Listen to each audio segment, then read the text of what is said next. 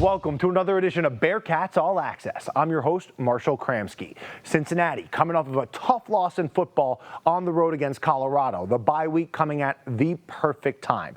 We talked to head coach Scott Satterfield on the strategy to win the bye week before playing West Virginia on the other side of it. Plus, one of the best punters in the country, Mason Fletcher, he sits down to join the show. Cincinnati basketball, it starts in just a few days. We have a breakdown and coverage of both the men's and women's team leading up to it. Bearcats All Access, that and so much more coming up right now. Bearcats All Access, sponsored by All Good Home Improvements. Coach, coming off the Colorado loss, what, after watching the tape, were your biggest takeaways? Yeah, well, I think probably they got some talented players. As a big takeaway, you know, with Travis Hunter, I mean, was as advertised, just an outstanding player. You know, the speed they have at wide receiver, I think really, you know, you can see that on film, and then just in person, man, they really can go. Shedeur can get them the ball. Defensively, they got some really good cover guys that played man-to-man on our guys, and then they got some good defensive linemen that can get after the passers. So that's really what it came down to. The big plays we gave up, and then, you know, ultimately offensively, we had, you know, about 3 series where we didn't do much. What do you learn about your team from a loss like that? Well, I think the main thing that we took away was that fact that, you know, we get down right before half, and that would have been a time to say, oh, man, what's happening here? It would have been real easy for our guys not to come back out in the second half. I thought we did. We came back out. I thought fourth quarter, you know, we get down 31-14, but then we battle back in, make it a one-possession game, and, you know, with 3.5 minutes to go in the game. Unfortunately, didn't finish the way we wanted to finish, but I liked our fight. Does this second bye come at a good time for you guys? It does. You know, I think both byes come at a good time. You know, certainly coming off of long trips, obviously. But also, you know, we just played a 3-game stretch where it's a very physical game, got a lot of guys dinged up. So really trying to get those guys healed up this week. How much, you mentioned, you know, trying to get healthy, a little banged up. Do you feel that fatigue was a factor out in Colorado for your team? I didn't necessarily feel it at the time, but you go back and watch the film, you know, I think, like, particularly defensively, we're not flying around like we did at the Arizona State game. Mm-hmm. I thought, you know, we played very physical at Arizona State. You got a lot of hats to the ball, which we knew we had to do. Thought we were a little tentative. You know, we were not, you know, pulling our trigger like we did against Arizona State. It's noticeable on film. So, you know, if I was fatigue or a little bit of hesitancy, it's not fully, you know, just pulling our trigger to go make those plays. And I don't know if they had something to do with that, and they may have with their speed, you know, but I think certainly was something that was different, that was off a little bit in that game defensively. Looking ahead in a couple weeks when West Virginia comes to town, you get your favorite, a noon kickoff, and also 1 win away from being bowl eligible. Yeah. How much is that circled as you go through 2 weeks? How quickly does preparation start? Yeah, I mean, we're starting. You know, we're already starting to look at West Virginia this week. You know, it's going to be it's a critical game for us, obviously, at this point in the season. You got 2 games at home, so we certainly got to defend the NIP. It's been one of our goals all season.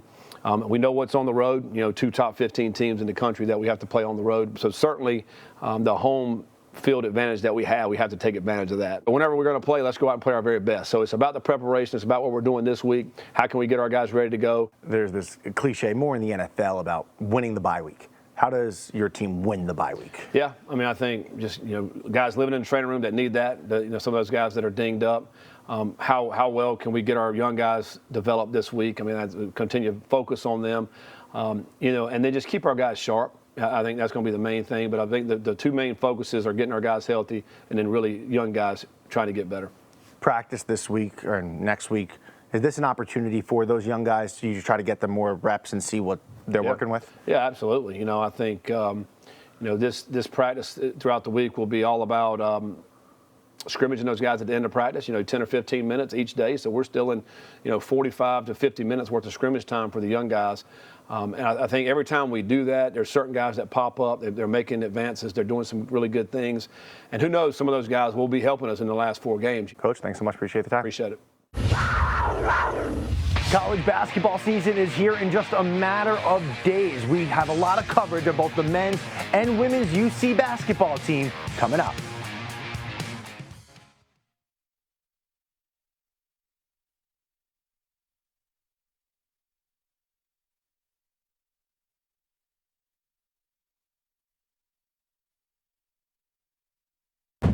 keys to success. Sponsored by Columbia Hyundai and Genesis of Montgomery. Big 12 basketball media days took place last week in Kansas City. Both Bearcat teams represented arriving in style. The women represented by Jillian Hayes, Tanaya Hilton, and Ari Jackson. The men by the big man, Aziz Bandago and Simas Lukosius. It was a long day, 5 hours of a lot of interviews, glitz and glamour, but rewarding as they return back to campus.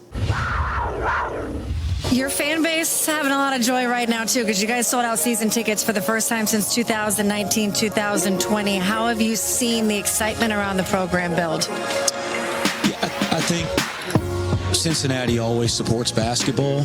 We're at a place they love it. Coach knows that. The community of Cincinnati really is like a hard-working, blue-collar community.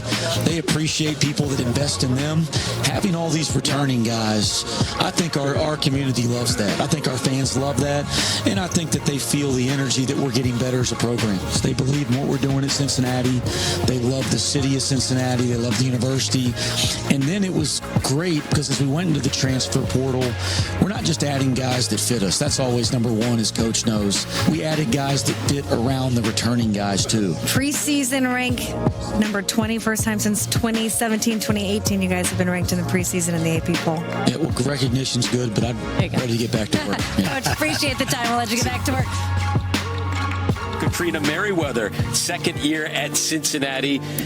Coach, how are you feeling about this program heading into year 2? Yeah, I'm excited. I feel like we are running our own race, and we're just going to take a step forward one at a time.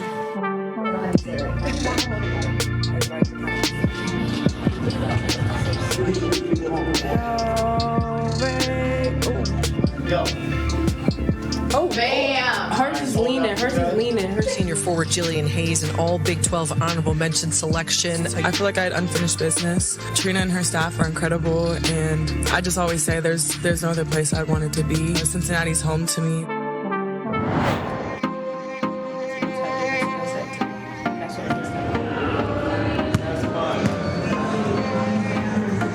I like those. Appreciate you. Good work. The most important thing is you got to want to be a Bearcat. And if what we put on the table is something that you think can benefit you, then come join the sisterhood.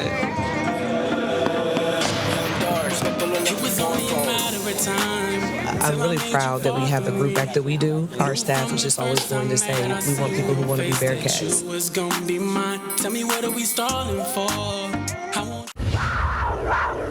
Cincinnati hoop season, it's so close to being here. Head coach Wes Miller entering year 4 as the Bearcats men's head coach, and Katrina Merriweather entering year 2 with the Bearcats. Both coaches entering what we could call their sophomore year in the Big 12.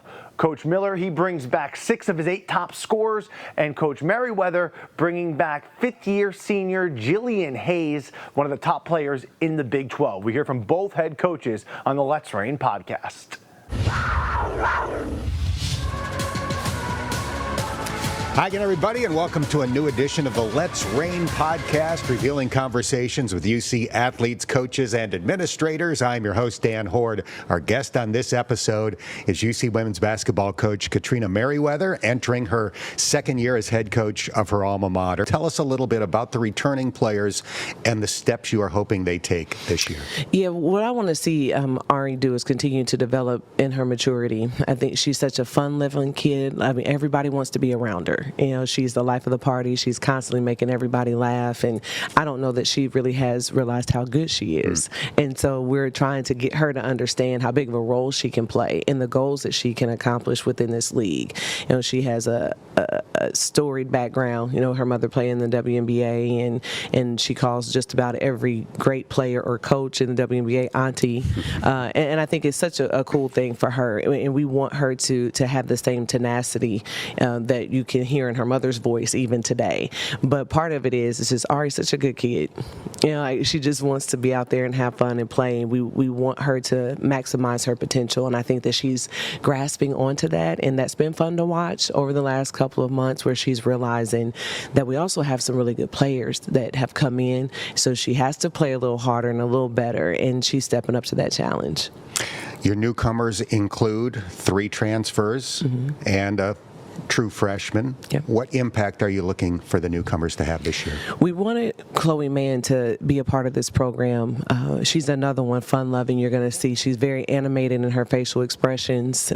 She keeps us going in practice, but she's extremely athletic, extremely competitive. Her and Reagan Jackson both, being from Texas and that area, they're good friends, but yet they compete and make each other better every day.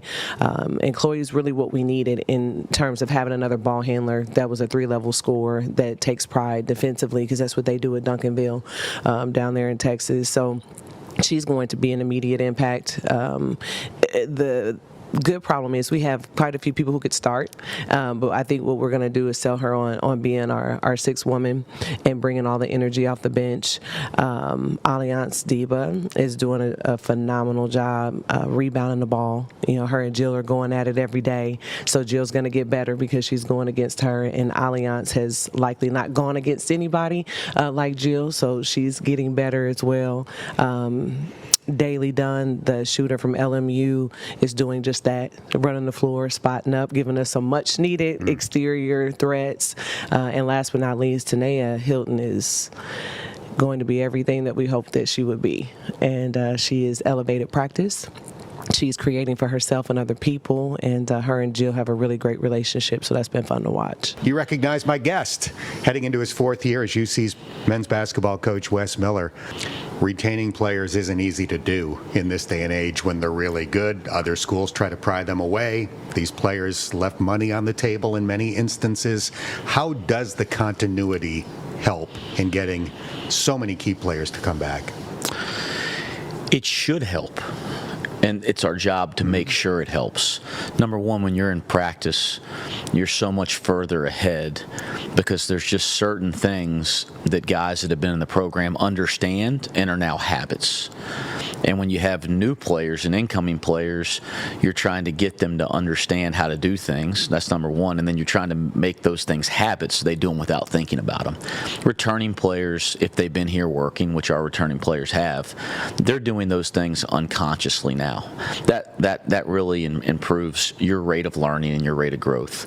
The second thing, when there's examples in front of you as an incoming player how to do it, I found that increases the learning rate as well. So now our incoming players, whether they're transfers, whether they're freshmen, they can look out in the court and see, okay, it's not just coach telling me this is how we're supposed to do it. I can see somebody doing it correctly. And I think that matters over time. So it's a compounding effect if we're approaching it the right way. And I say if because it's our job to go out and approach it the right way.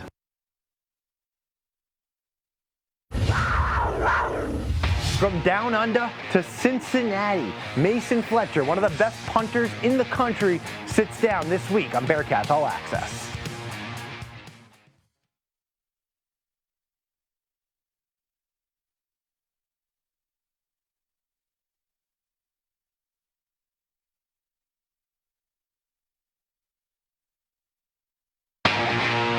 Bearcats All Access. Sponsored by All Good Home Improvements. I'm sure you've been asked this 1,000 times, but when did American football cross your radar? I kind of had a bit of a funny experience playing Australian football. My dad played, and there's a thing called the father-son rule where if your dad plays 100 games, I think it is, for one team, that team can take you in the draft and not use a draft picked up. That was all worked out, and then I had a stress fracture in my spine like right before the draft happened, so I was in a position where I needed something to do, and I had a friend that was playing at Texas A&M at a time that I went to school with, and he went through Pro Kick Australia, which has got a lot of these Australian guys over here now punting, and I started watching American football then and college football then, and so I thought, why not go over there, play high level, borderline professional sports, and then get my education paid for, and the rest is history. You brought up your dad. He wasn't just some Australian football player. He was a legend over there, is a legend over there. What was it like growing up with a dad who, in your country, was just such a big deal in sports? Yeah, it was different for sure. You kind of, not live a sheltered life, but it's different. Everyone knew who he was. We got pulled up in Turkey and Greece and stuff, and people knew who he was, and it's been everything for me, and he never treated us any differently, and we never treated him any differently, and I'd like to think we're just normal people. And you brought up your brother as well. When did he get into the picture for American football? He probably watched me play and thought that sounds pretty exciting, looks pretty exciting, and we were in dialogue across that whole kind of period, and he had a crazy leg talent, and I thought I probably suggested to him that this is maybe something that you should do. The two of you, I think, have a few crazy life experiences when it comes to playing college football. Going to Arkansas when he was playing there, what was it like going to play a college football game against your brother with your parents there as well? Yeah, it was very full circle. So you mentioned my dad before, and he wore number 31, and Max wore 31 in Arkansas, and I wore 31, and we wore 31 growing up. Mom and Dad being able to be there and watch me and Max on the field, and a little different, but yeah, it was very full circle and surreal, to be honest with you. Now your brother's your teammate. Yeah, people always ask me, like, did you have a part in that? And to be honest, not really. It kind of just worked out. He was in a situation where he wanted to move on, and Coach Combs, watched his film and absolutely loved him, and it all worked out. What I say is perfect. Punters don't get too much notoriety normally. You're the exception to the rule, whether it be awards, whether it be people just recognizing your talent. How have you handled that? Has watching your father helped at all with that? For sure. My dad being who he was has been really special in that sense for me. He's given me some great advice, and I think as well just the coaches we've had here, and Coach Combs has been great for that for me, and then Aaron Himmler, our trainer, is someone that I'm really close to as well, and he's been great sort of keeping my head screwed on, I guess you'd say. I know we're still a few weeks away, but when senior day rolls around, that moment where your parents will be here with you, what is it you're most looking forward to, knowing the journey you've been on that they've been on for senior day? I think just being able to walk out with them. They haven't been here for all of it. They've been there with me in spirit, in a way. They watch every single game. The last one against Colorado was on prime time for us, but in Australia it was on our ESPN as well. And the UCF game, they woke up at 4 a.m. to watch. And I think just being able to walk out with them in person is just going to be something that's going to be really special, and we'll be able to talk about forever. Thanks so much. Best of luck the rest of the way. Appreciate you. Thank you. New Cincinnati Bearcats forward Dylan Mitchell transferred from Texas, where he was a 2-year starter for the Longhorns. Mitchell, when he was signed in the spring, was rated the 20th best portal pickup in the country. He's going to bring up good offensive and defensive skill set, plus some swagger to this Bearcats team with his big smile and signature chest bump. Let's check out Dylan Mitchell, mic'd up. No, I have never heard you call foul. We go white. Shot, CB. Hey, don't be mean to me. You nervous to scrimmage? That's crazy. You nervous. Come on now, come on. Come on now. I see both. I see both. I'm up.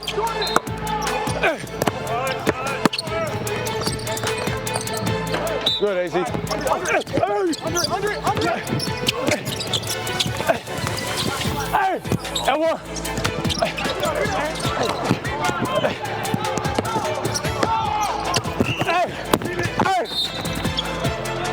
Hold on.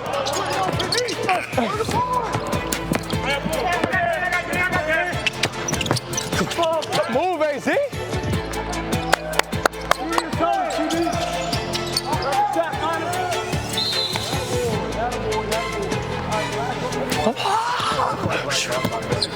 Yeah. After that, it was over.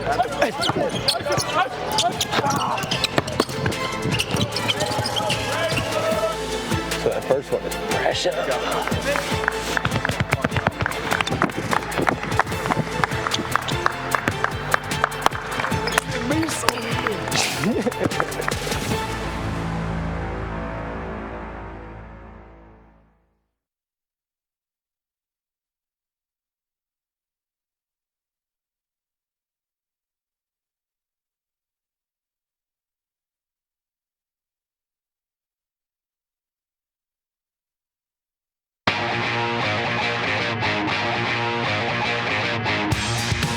Cincinnati Bearcats baseball third baseman Carrington Cross was a key piece in the Bearcats' success last season. Cross is coming back for another year at UC. Last year, Cross was in the top 10 in the Big 12 in runs, stolen bases, and walks, and he led the Bearcats with 71 hits. The UC Digital team has a story to share with Carrington Cross. Hi, Carrington Cross, 5th year, second base, third base, or wherever else they want to put me this year. Yeah, that's my little flex is I'm born in Hawaii. I don't remember much about Hawaii, and then we came to Indianapolis and pretty much picked up baseball right away, played some basketball. Tennis was the main one I played competitively, so I wish I probably would have stuck with in high school, maybe stayed a little bit more in shape than I am now, but stuck with baseball, and then in Brownsburg, it's kind of strive to be great at baseball. They were the first ones to truly give me the offer, and so that built trust right away and made me think that they believed in me. And I had a good relationship with the old coaching staff. I came here on a visit and we were just walking around. He was like, "So you want to do this?" And my mom was there and I never talked to her, and I was like, "You know what, yeah." So then the whole car ride back was like, "Why'd you commit so fast?" I was like, "I don't know, I just thought it was right."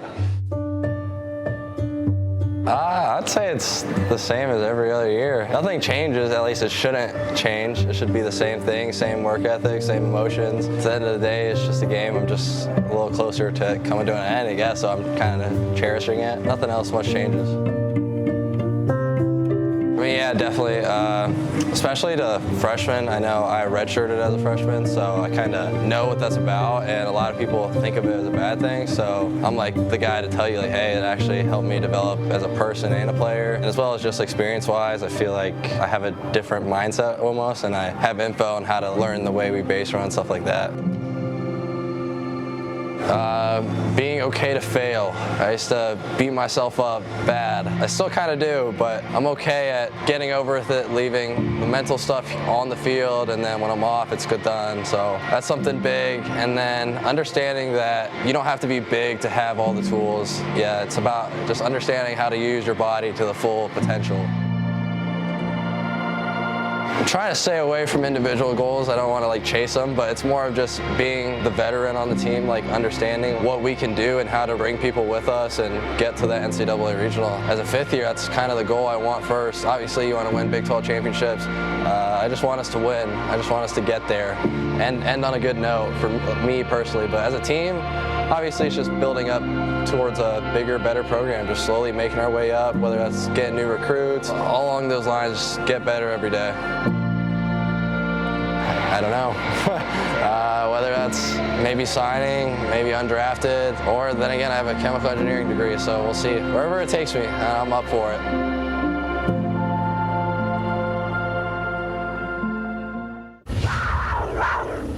That's all the time we have this week on Bearcats All Access. The Cincinnati football team on a bye. They get ready for West Virginia on the other side of it.